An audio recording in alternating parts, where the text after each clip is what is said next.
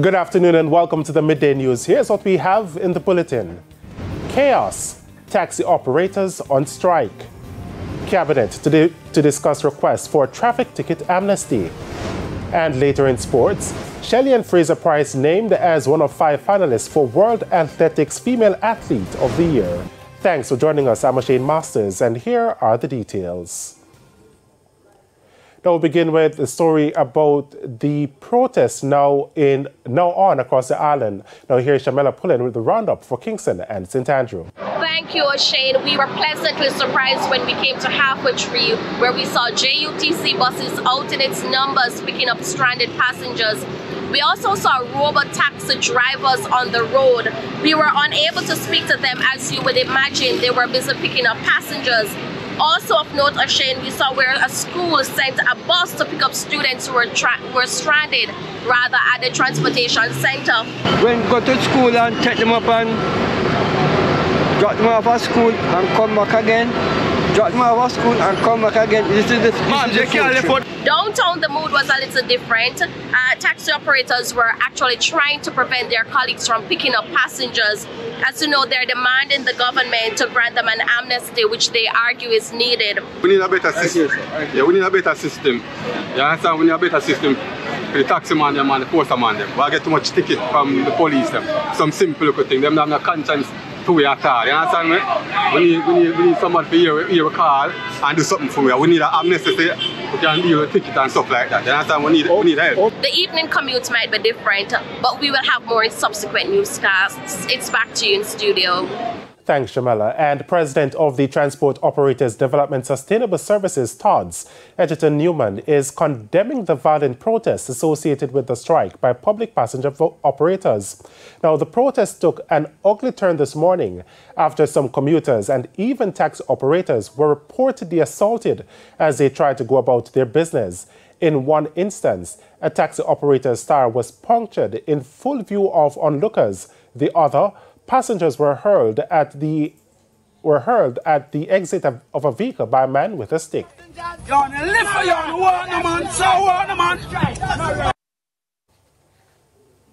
Meanwhile, over in Westmoreland, it was a similar case, taxi operators halting traffic to prevent other taxi operators from plying their routes. The commuters were forced to exit the vehicle and walk the rest of the journey. But Mr. Newman says he doesn't support this and is urging the police to intervene where needs be.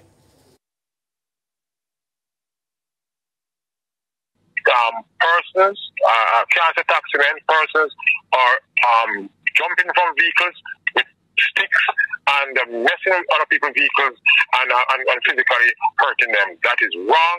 That we condemn that at the highest level, and we are calling the police.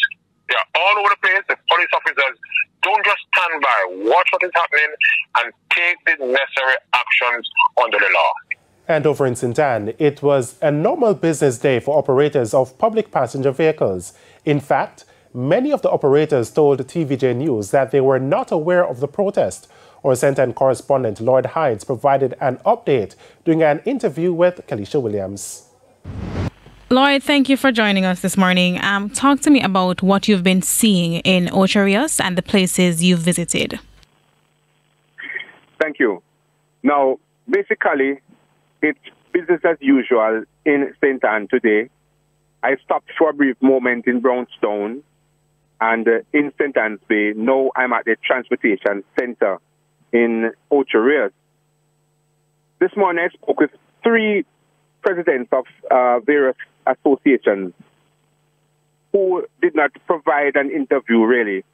But most of the operators that we spoke with this morning, they feel that the persons who really had the problem should be given time to pay this money, and felt that the amnesty is of importance economically for the drivers.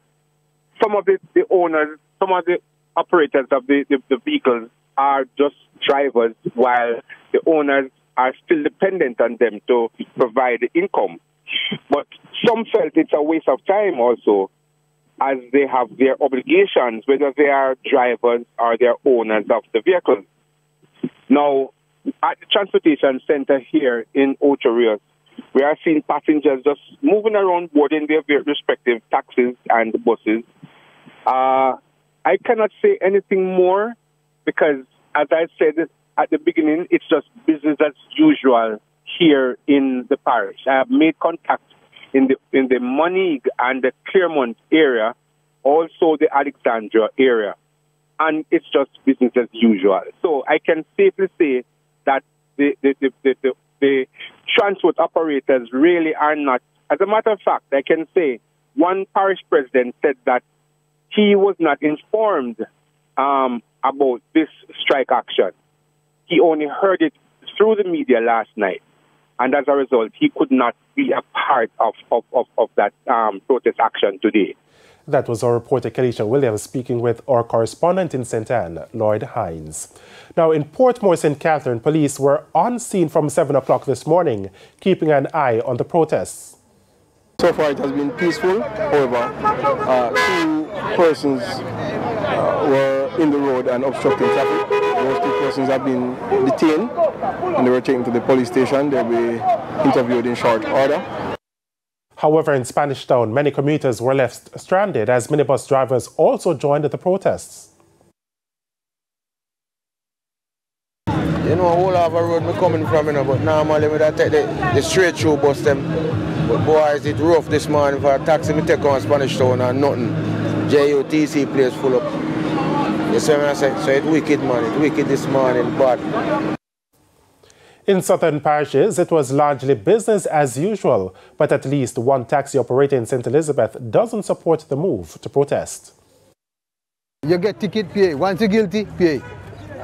Simple as that. And drive good pan road. Not for indiscipline bad, you know. And I dirty driving a car them something. Yeah. But the next question is how this man have 120 ticket and still a drive. So that tells you something wrong with the system.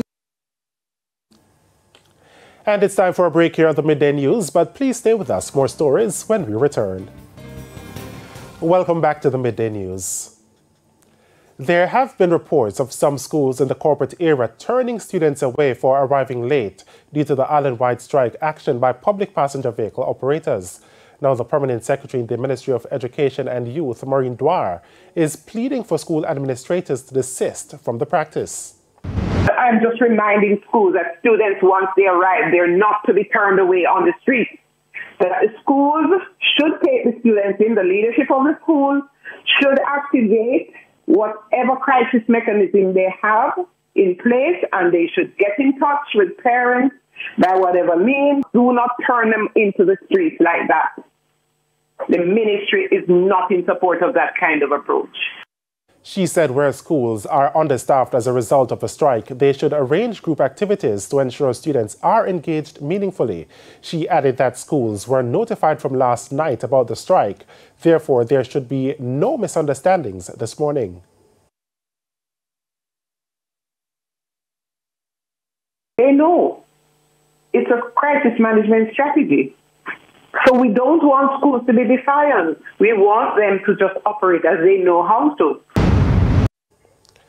Transport Minister Audley Shaw says Cabinet is to discuss today the demand by public transport operators for a traffic ticket amnesty. Now, it comes hours after various associations carried out the threat of an island-wide strike. Mr. Shaw told TVJ News this morning that a statement will be issued following the deliberations. Hundreds of commuters were left stranded this morning, and the reverse is expected later today after taxi and bus operators withdrew their service across the island. Now, the transport operators voted on Sunday to protest after they failed to hear from the government regarding a similar demand made in September. In other stories, Health Minister Dr. Christopher Tufton has openly called for forgiveness of embattled Central Westmoreland Member of Parliament George Wright. Mr. Wright has been sidelined following an alleged abuse matter last year. Prince Moore reports. A video from April last year continues to hold the fate of embattled MP George Wright. In the video, which was widely circulated on social media sites, the male figure purported to be that of Mr. Wright could be seen using a bar stool and his fist to hit a woman. Both Mr. Wright and his partner, businesswoman Tanisha Singh, reported a confrontation on April 6, 2021. However, Neither of the two cooperated with the police, thus bringing an end to the investigation. Since then, Mr. Wright continues to face the brunt of those allegations and his political career hanging by a string. However, there is a seeming glitter of hope for Mr. Wright following this declaration from Health Minister and West Central St. Catherine MP, Dr. Christopher Tufton. If George Wright has made peace with his God and those he has transgressed against, who are we to judge George Wright? Oh yes, I'm speaking as Chris Tufton, and I don't have a lot of detail. I don't have a lot of specifics. I hear about the allegations, which I condemn. Dr. Tufton even went further. We live in a predominantly Christian country. And the basic tenets of Christianity is about forgiveness, is about tolerance, is about love, is about empathy. And I want to put into this meeting today, and those who may be listening up, that George Wright deserves a hearing. As for the Westmoreland Western MP, Moreland Wilson, the decision on whether Mr. Wright returns is left to the party hierarchy. Where it stands as a party, the party will make a decision as to how and when and if and all of those questions will be answered. We have a hierarchy of the Jamaica Labour Party who is quite capable of actually giving information as to when and how and to communicate to the media and to the wider Jamaica as to what the position will be with Mr. Wright. But as for Mr. Wright's supporters, they say if Mr. Wright is not treated fairly by the JLP, then the repercussions will be felt in the polls. George has to come back. George must come back. George all the way. My MP. He's a working MP? Hard-working MP. A labourite is always a labourite. There's no independent labourite. George Wright is a labourite and always will be a labourite. And you're going to see him at Conference 2020. Just want to tell you, George Wright, this Sunday, George Wright will be at Conference because a labourite is always a labourite. Prince Moore, TVJ News. Time for the Business Minute. Here's Cody and Barrett. In business news, Jamaicans are being told to brace for higher insurance costs as global reinsurers face increased losses as inflation rises.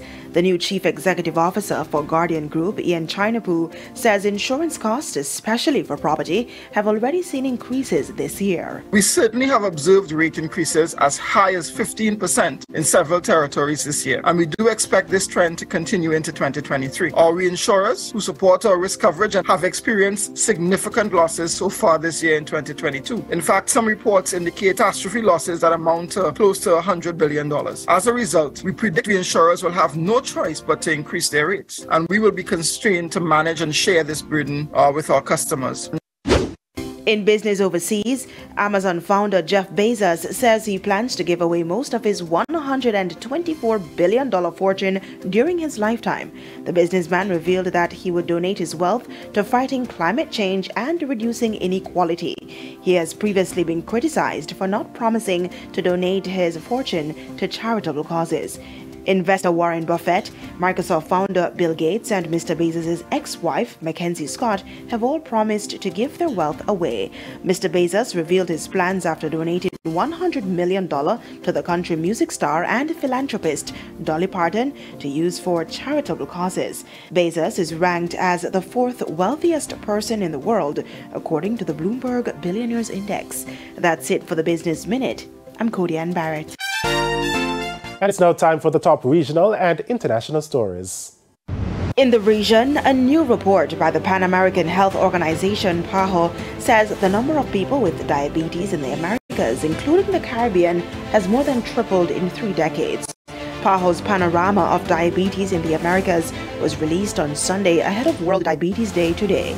The report says growing rates of obesity, poor diet, and lack of physical activity, among other factors, have contributed to the increase in the number of adults living with diabetes. On the international scene, a shooting on the university campus of Virginia in the United States on Sunday has left 3 dead and 2 wounded. The university police has since identified the suspect as Christopher Jones, a student of the university who is now on the run. According to the police, Jones is armed and dangerous, and multiple law enforcement agencies, including Virginia State Police, are working to find him. Students are being advised by the university's vice presidents to seek safety and follow all necessary protocols. Those were the top regional and international stories. I'm Cody-Ann Barrett. And we head to a quick break. When we come back, Renardo Brown will have your midday sports report.